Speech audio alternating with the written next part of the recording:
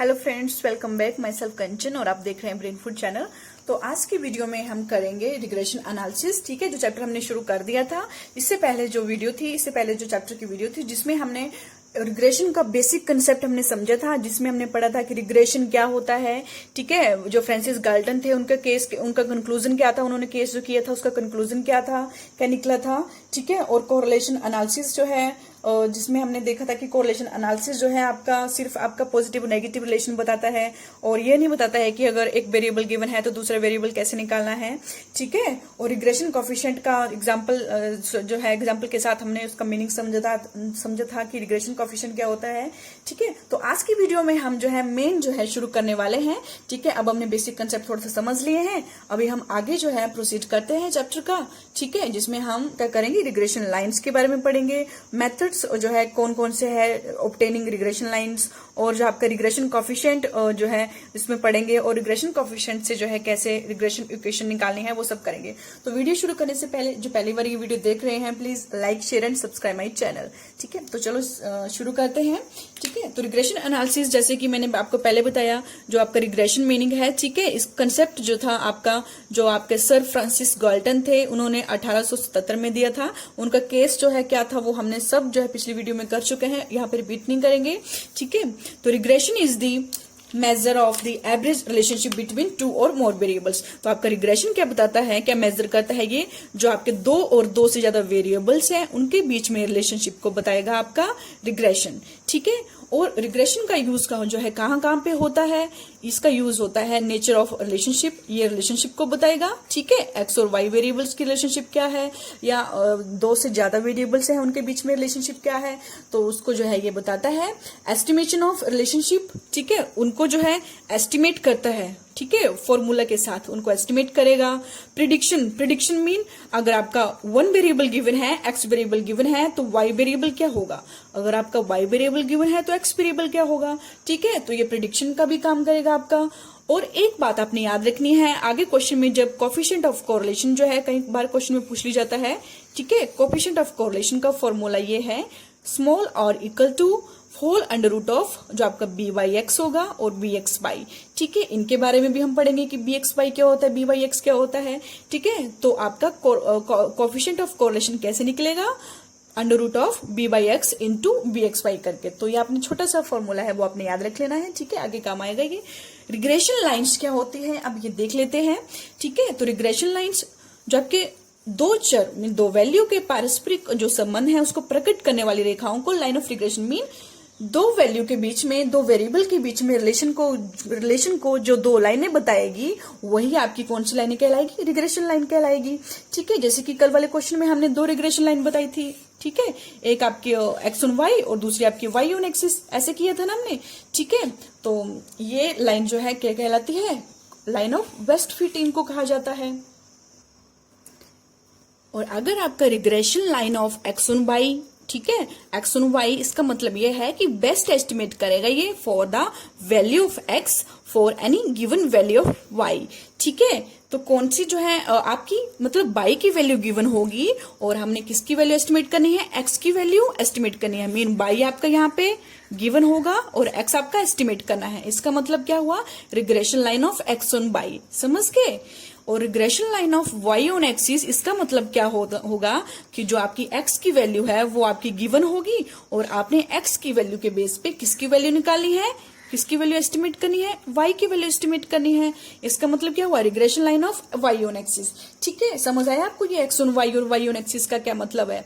ठीक है, और आपको पता है डिपेंडेंट वेरिएबल कौन सा है और इंडिपेंडेंट वेरिएबल कौन सा है। ठीक है, जिसकी वैल्यू गिवन होगी, ठीक है, जिसकी वैल्यू गिवन होगी वो आपका इंडिपेंडेंट वेरिएबल होगा और जिसकी वैल्यू एस्टिमेट करनी है वो आपका डिपेंडेंट वेरिएबल होगा। ओके गाइस, अब देखते हैं कि नेचर ऑफ रिग्रेशन लाइंस का नेचर कैसा होता है। ठीक है, जो आपको लाइनें दिख रही है ये वाला आपकी जो आपका डायग्राम है ये तो आपने पहले भी देखी है क्योंकि आपने कोरिलेशन में भी करा था ये वाला। ठीक है, मीन जो आपका आर जो है कोरिलेशन पॉजिटिव और नेगेटिव 1 होगा। कैसे, जैसे कि ये आपका लाइन है। ठीक है, अगर लाइन आपकी यहां से जाती है एक्स ऑन वाई और वाई ऑन एक्सिस लाइन ये है।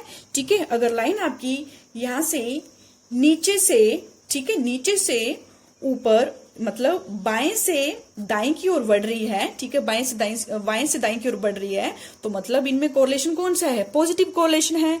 और अगर इससे विपरीत क्या होगा, अगर आपकी लाइन जो है दाएं से बाएं की ओर बढ़ रही है तो मीन कोरिलेशन आपका क्या होगा, नेगेटिव होगा, ठीक है। और आपकी ये वाली सीरीज एक्स ऑन वाई है और वाई ऑन एक्सिस, यहाँ पे भी सेम, ठीक है। और अगर आपका जीरो कोरिलेशन में क्या होता है, जीरो कोरिलेशन कब होता है, ठीक है, नेचर ऑफ रिग्रेशन लाइंस पढ़ रहे हैं। ये जो लाइनें हैं ना, ये लाइनें बनी है, इन्हीं को जो है रिग्रेशन लाइंस कहते हैं। और ये लाइनें आपको पता है, जो कोरिलेशन में सिर्फ आपकी एक ही लाइन बनती थी, ठीक है, पॉजिटिव और नेगेटिव वाली, लेकिन रिग्रेशन में जो है दो लाइनें बनेगी, ठीक है। दो लाइनों से जो है आपका क्या होगा, दो लाइनों से आपका वेरिएबल्स में रिलेशनशिप जो है बताई जाएगी। देखिए जो आपका कोरिलेशन है उसमें सिर्फ आपकी एक ही लाइन जो है लगती है, ठीक है, ड्रॉ की जाती है, लेकिन आपका रिग्रेशन है उसमें दो लाइनें जो है यूज होती है। दो लाइनों से जो है आपका जो रिलेशनशिप है दो वेरिएबल्स में, उसके लिए दो लाइनें क्यों यूज की जाती है, या दो इक्वेशन क्यों यूज की जाती है, तो उससे थोड़ा सा समझ लीजिए। जैसे कि मान लीजिए डिमांड है, ठीक है, डिमांड जो है 100% है।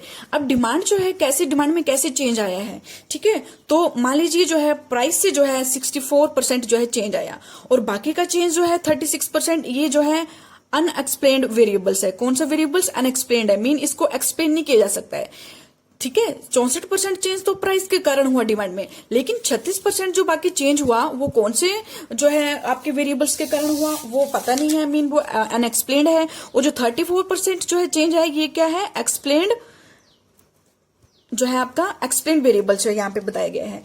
मीन जो अनएक्सप्लेन्ड वेरिएबल है वो जो मौजूद है, तो उसको जो है दोनों मीन जो आपका एक्सप्लेन्ड है और अनएक्सप्लेन्ड है, दोनों को जो है दोनों वेरिएबल्स को शो करने के लिए जो है दो लाइनें जो है खींचना पड़ती है। मीन दो इक्वेशन बनेंगी आपकी रिग्रेशन एनालिसिस में, तो दो इक्वेशन के माध्यम से जो है हम दो वेरिएबल्स या दो से ज्यादा वेरिएबल्स में क्या करेंगे, उनमें रिलेशन निकालेंगे, ठीक है। इस तरह से जो है, इसीलिए जो है आपका जो रिग्रेशन है उसमें दो लाइनें या फिर दो इक्वेशन जो है यूज होती है। नेक्स्ट यहाँ पे देख लेते हैं, पॉजिटिव नेगेटिव देख लिया, line of nature of regression lines. Next zero correlation. Zero correlation कब होगा, जब दोनों लाइनें, ठीक है, जो आपके एक्स ऑन वाई है और वाई ऑन एक्सिस है, ठीक है, दोनों जो है एक दूसरे को कहां पे काटेगी, जो आपका 90 डिग्री का कोण है, ठीक है, इस पे काटेगी, ठीक है। तो इसका मतलब ये होता है कि इन दोनों में जो है दोनों वेरिएबल्स हैं, इनमें कोई भी रिलेशन नहीं है, mean R is equal to 0 होगा। समझ गए आप। और नेक्स्ट है आपका, नेक्स्ट है जैसे कि टू लाइन्स हैं, ठीक है, ये आपकी जीरो एक्सिस एंड आपकी वाई एक्सिस, ठीक है। और अगर यहां पे मैं दो लाइनें ड्रॉ कर दूं, ठीक है, एक वाली लाइन ये है और दूसरी वाली लाइन आपकी यहां पे, एक मिनट ये वाली रहने दीजिए, इधर इधर ये वाली लाइन बनाते हैं, ठीक है, ये इस साइड को एक और ये वाली यहाँ को, और ये यहाँ पे काट रही है, ठीक है, जीरो एक्सिस और वाई एक्सिस, ठीक है। ये आपकी ये वाली लाइन आपकी एक्स ऑन वाई होगी और ये वाली लाइन आपकी वाई ऑन एक्सिस होगी। देखिए सबसे आपने ये इसमें देखना है कि जो दो लाइनें रिग्रेशन लाइनें एक दूसरे के जितने पास होगी कोरिलेशन उनमें इतना ही ज्यादा होगा, ठीक है। मीन दूसरी भी बना लेते हैं,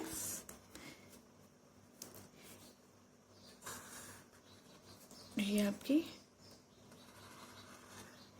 ठीक है, ये आपकी वाई ऑन एक्सिस है और ये वाली लाइन आपकी एक्स ऑन वाई है, ठीक है।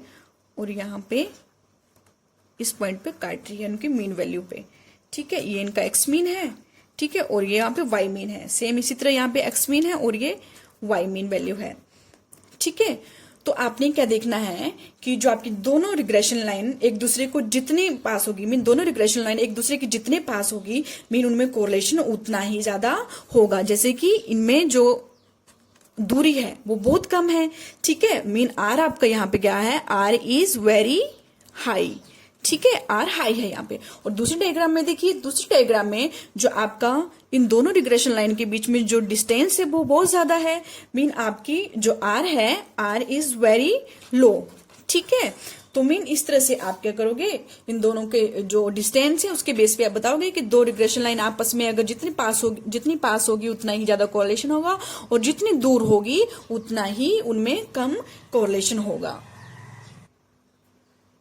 और एक और बात आपने जान लेनी है कि जो आपका जो एक्स ऑन वाई और वाई ऑन एक्सिस है, ठीक है, मीन दो रिग्रेशन लाइन एक दूसरे को कहाँ पे किस बिंदु पर काटेगी, यहाँ पे काटेगी। ई जो है यहाँ पे नाम देंगे, और आपको पता है यहाँ पे उनकी कौन सी वैल्यू है, मीन वैल्यू है, ठीक है। जब जो है दोनों रिग्रेशन लाइन एक दूसरे को इस मीन वैल्यू पे काटेगी, एक दूसरे की मीन वैल्यू पे काटेगी, मीन उनमें क्या है, कोरिलेशन है। अब देखते हैं कि methods of obtaining regression lines. जो रिग्रेशन लाइन्स है उनको कैसे जो है प्राप्त की जा सकता है, कैसे ऑब्टेन की जा सकता है, कैसे जो है वो बनेगी, ठीक है। तो इसके लिए दो मेथड्स हैं, एक आपका स्कैटर डायग्राम मेथड है और दूसरा आपका लीस्ट स्क्वायर मेथड है, न्यूनतम वर्ग विधि, ठीक है। तो स्कैटर डायग्राम मेथड जो है आपने देख लिया है, ठीक है। ये स्कैटर डायग्राम मेथड है, इसके माध्यम से जो है हमें X on Y, Y on X जो है रिग्रेशन लाइन्स जो है पता की हमने, ठीक है, जो आप समझ गए हो। लेकिन जो सबसे ज्यादा मेथड यूज होता है, ठीक है, लीस्ट स्क्वायर मेथड जो है नेक्स्ट है, ये यूज होता है, ठीक है। तो लीस्ट स्क्वायर मेथड जो है आपका, इससे जो है first regression equation of Y on axis, ठीक है, कौन सी equation, regression equation of Y on axis, mean Y का एक्स पर रिग्रेशन इक्वेशन, ठीक है। तो आपको मैंने पहले बताया यहाँ पे, ठीक है, जो आपका वाई ऑन एक्सिस मीन किसके ऊपर है, ये एक्स के ऊपर है, एक्स बड़ा है और वाई छोटा है, तो हमने एक्स की वैल्यू गिवन होगी और वाई की वैल्यू हमने निकालनी है। वही यहाँ पे लिखा है कि एक्स के दिए गए मूल्यों के आधार पर वाई की जो संभावित मूल्य है उसको निकालना, जो एक्स की वैल्यू के बेस पर वाई की वैल्यू निकालना, ये उसका अनुमान लगाना, ठीक है। तो इसका मतलब यही है, ठीक है। तो कैसे निकालेंगे, इक्वेशन आपने याद रखनी है, y is equal to A plus B X, ठीक है, जिसमें a और b यहाँ पे क्या है, कॉन्स्टेंट है, ठीक है। और आपके y क्या है, यहाँ पे y आपको पता है, यहाँ पे y ऑन एक्सिस की बात की जा रही है, तो ऑन एक्सिस है तो y x यहाँ पे इंडिपेंडेंट है और y यहाँ पे डिपेंडेंट है, तो वही लिखा है यहाँ पे, y आपका डिपेंडेंट वेरिएबल और x आपका इंडिपेंडेंट वेरिएबल्स। समझ आया आपको, ये वाली इक्वेशन आपने समझनी है, यही याद करने की है। y is equal to A plus B X, ठीक है। अब y is equal to A plus B X को इस तरह से भी लिख सकते हैं, इसको y minus Y mean equal to r into standard deviation of y divided by standard deviation of x और into x minus X mean, ठीक है। ऐसे भी इसको लिख सकते हैं, और इसको एक और मेथड है लिखने का, y minus Y mean equal to B Y X into X minus X mean, ठीक है। बी वाई एक्स जो है आपके ये रिग्रेशन कोफिशिएंट है, ठीक है। इनको निकालने का जो है, रिग्रेशन कोफिशिएंट को निकालने के बहुत से फॉर्मूले हैं, जैसे जैसे हम क्वेश्चन करेंगे आपको पता लग जाएगा, ठीक है। एक फॉर्मूला बी वाई एक्स निकालने का ये भी है, ठीक है। और बी वाई एक्स का मतलब क्या होता है कि y का x पर रिग्रेशन कोफिशिएंट। अब हमने x का y का एक्सिस पे देख लिया, तो सेम अब हम रिग्रेशन इक्वेशन निकालेंगे दूसरी, किसकी, regression equation of x on y। पहले हमने y ऑन एक्सिस निकाली, ठीक है, यहाँ पे मैंने लिख दिया है ताकि आपको इजी रहे, ठीक है। ये हमने पहले वाली निकाली, अब हम दूसरी निकालेंगे, मीन यहाँ पे क्या होगा, y की वैल्यू दी होगी और x की वैल्यू हमने निकालनी है। y यहाँ पे इंडिपेंडेंट वेरिएबल होगा और x यहाँ पे डिपेंडेंट वेरिएबल होगा, मीन y के दिए हुए मूल्यों के आधार पर x की वैल्यू निकालना, ठीक है। और इसका फॉर्मूला क्या होगा, पहले वाले फॉर्मूले में क्या किया था, आपने सिर्फ एक फॉर्मूला याद रखना है, दूसरा सिर्फ उसके वेरिएबल्स जो है उनके नाम ही चेंज होंगे, ठीक है। सॉरी, तो पहले वाले वेरिएबल में क्या लिखा था, आपने ये इक्वेशन कैसे निकाली थी, y is equal to A plus B X किया था। अब हम क्या करेंगे, यहाँ पे x ऑन y है तो x equal to A plus B X लिख देंगे, ठीक है। यहाँ पे y है, सॉरी ये वी वाई है, ठीक है, x equal to A plus B Y, ठीक है। और यहाँ पे कैसे करेंगे, अब x है तो यहाँ पे x माइनस एक्स मीन कर देंगे, जैसे यहाँ पे बाई माइनस बाई मीन किया था। अब यहाँ पे x minus X mean equal to r into standard deviation of x over standard deviation of y और इंटू कर देंगे बाई माइनस बाई मीन से, ठीक है। जैसे आपने पहला ये याद कर लिया, सेम ऐसे ही कर लेना आपने, ये बस आपके x की जगह y और y की जगह x लिखा जाएगा। और क्या था आपका, जैसे यहाँ पे बाई माइनस बाई मीन था और आपने बी बाई एक्स किया था बाई माइनस बीन करके, उसी तरह आपने यहाँ पे x माइनस एक्स मीन, और इसको कर देना है equal to B X Y into Y minus Y mean कर देना है, ठीक है। और आपका बी एक्स वाई का यहाँ पर क्या मतलब है कि एक्स का अब y पर रिग्रेशन कोफिशिएंट निकालना है, ठीक है गाइस। तो आपका जो है ये क्वेश्चन है, फॉर्मूला है regression equation of X on Y और वाई ऑन एक्सिस, वो आपने जो है लर्न कर लेना है, ठीक है, समझ लेना है कि कैसे जो है ये इक्वेशन निकालेंगे। जब क्वेश्चन में इंप्लीमेंट करेंगे तो आपको इजिली समझ आ जाएगा।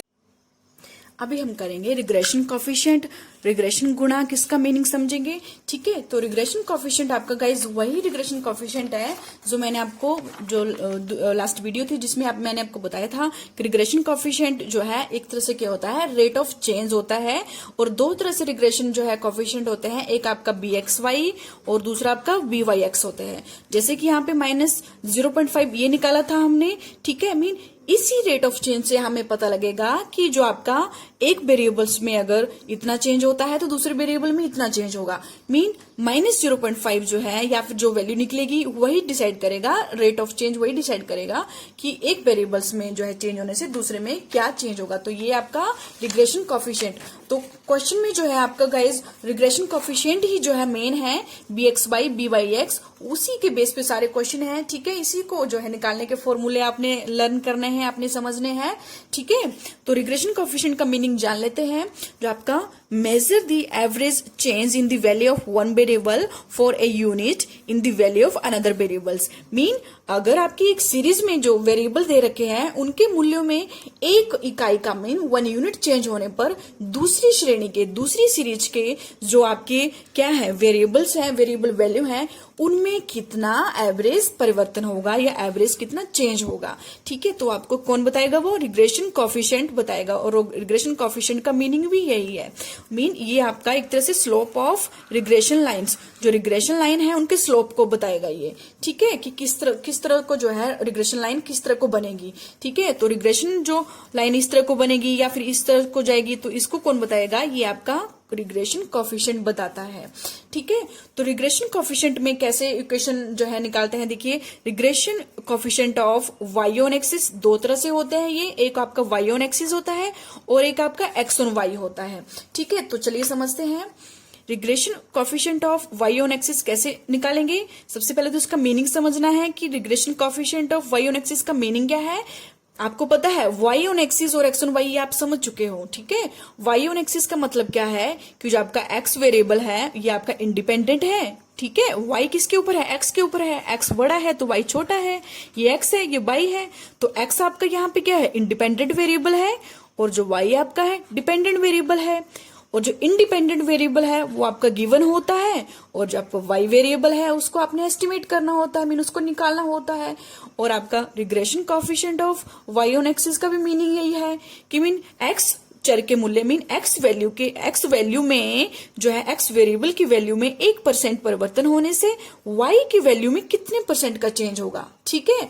और इसको कैसे लिखेंगे, v by X, Y on X को कैसे लिखेंगे, B Y X equal to R into standard deviation of Y over standard deviation of X, ठीक है। फ्रेंड्स आपने एक बात याद रखनी है, जो आपका बी वाई एक्स और जो आपका बी एक्स वाई ये जो दो वैल्यू, इनकी वैल्यू जो है, इनकी वैल्यू को निकालने का सिर्फ एक ही फॉर्मूला नहीं है, इसके और भी फॉर्मूले हैं, 2-3 फॉर्मूले हैं। वो आपको मैं जैसे जैसे हम क्वेश्चन करेंगे वैसे वैसे बताती जाऊंगी, ठीक है। तो एक फॉर्मूला तो ये आया बी वाई एक्स निकालने का। दूसरी इक्वेशन क्या है, regression coefficient of X on Y निकालना है। मीन अब इसमें भी आपने क्या करना है, मीन जो बाई आपका कौन से वेरिएबल है, आपका इंडिपेंडेंट वेरिएबल है। और हाँ आपने याद रखनी है हमेशा, जो इंडिपेंडेंट वेरिएबल होगा वो हमेशा नीचे होगा, और जो आपका डिपेंडेंट वेरिएबल है वो उसके ऊपर होगा, ठीक है, जब आप डिवाइड करोगे, ठीक है, डिवाइड करोगे। तो आपका regression coefficient of X on Y मतलब बाई वेरिएबल्स में एक यूनिट चेंज होने पर एक्स यूनिट में जो है एक्स वेरिएबल में जो है कितना चेंज होगा। तो आपका वो बी एक्स वाई करके इसको लिखा जाएगा, ठीक है। और इसको इक्वल टू किसके बराबर होगा, R into standard deviation of X over standard deviation of Y, ठीक है गाइस। आई होप आपको ये रिग्रेशन कोफिशिएंट का मीनिंग समझ आ गया होगा। रिग्रेशन कोफिशिएंट दो तरह के होते हैं मेन, बी वाई एक्स और वी एक्स वाई। इसमें आपने ये समझना है कि बी वाई एक्स कैसे निकालते हैं और बी एक्स वाई का फॉर्मूला क्या है, ओके। तो अब हम देखेंगे कि जो टू ऑब्टेन रिग्रेशन इक्वेशन जो है कैसे जो है ऑब्टेन करेंगे। हम दो तरह से रिग्रेशन इक्वेशन निकाली जाती है। Regression equation using normal equation, एक नॉर्मल इक्वेशन से निकालेंगे, और दूसरी जो है हम यूजिंग रिग्रेशन कोफिशिएंट। और आपने रिग्रेशन कोफिशिएंट का भी मीनिंग समझ लिया है और नॉर्मल इक्वेशन भी आपने समझ ली है, ठीक है।